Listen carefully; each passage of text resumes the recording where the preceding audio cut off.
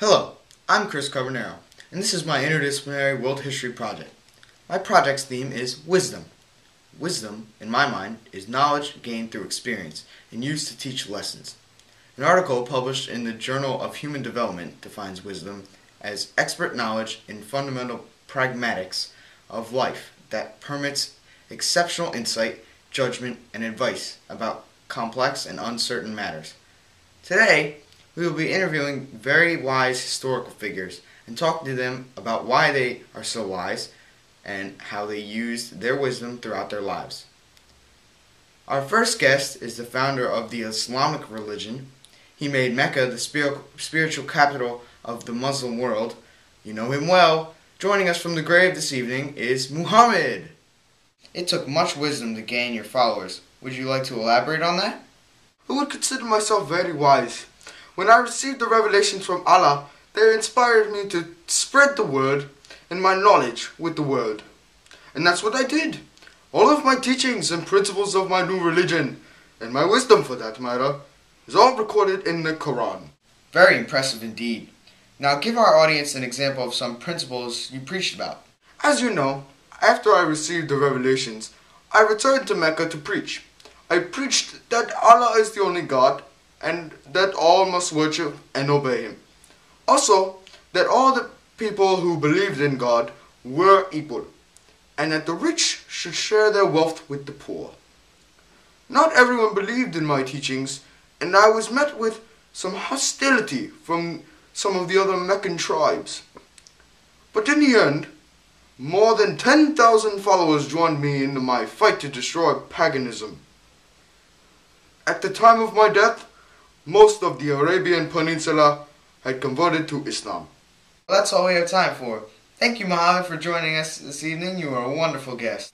Our next guest is a very wise individual. He is from ancient India.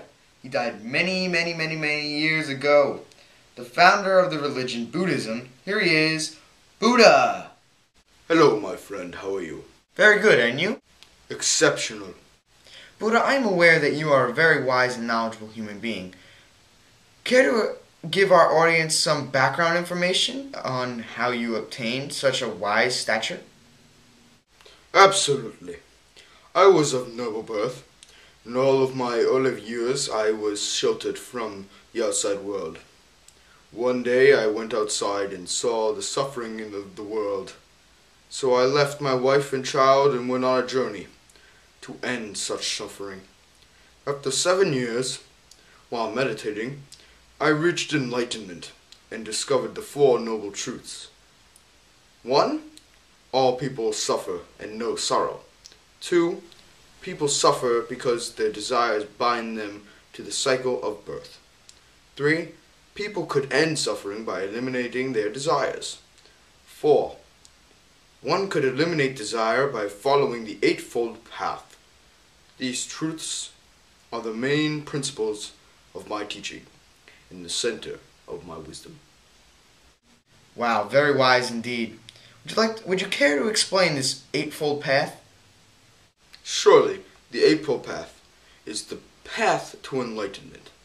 You must know the truth, resist evil, say nothing to hurt others, respect life, work for the good of others, free their minds of evil, control thoughts, and practice meditation.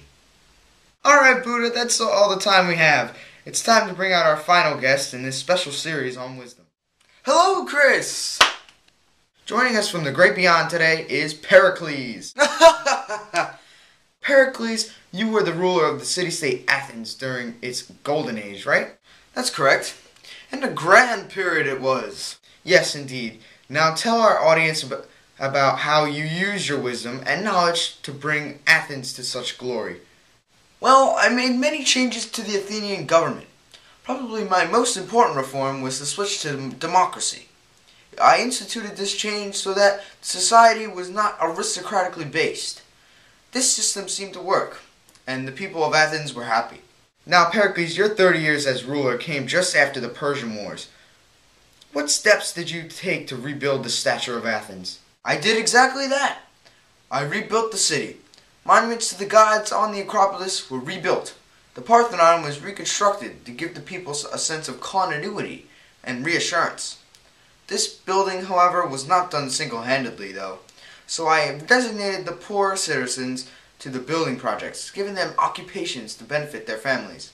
Okay, Pericles, that's all the time we have for today. Well, today was a great learning experience for me and hopefully for you. The very wise people we interviewed today have shared their experiences and wisdom with you. I'm Chris Carbonaro, and that is my theme project on wisdom.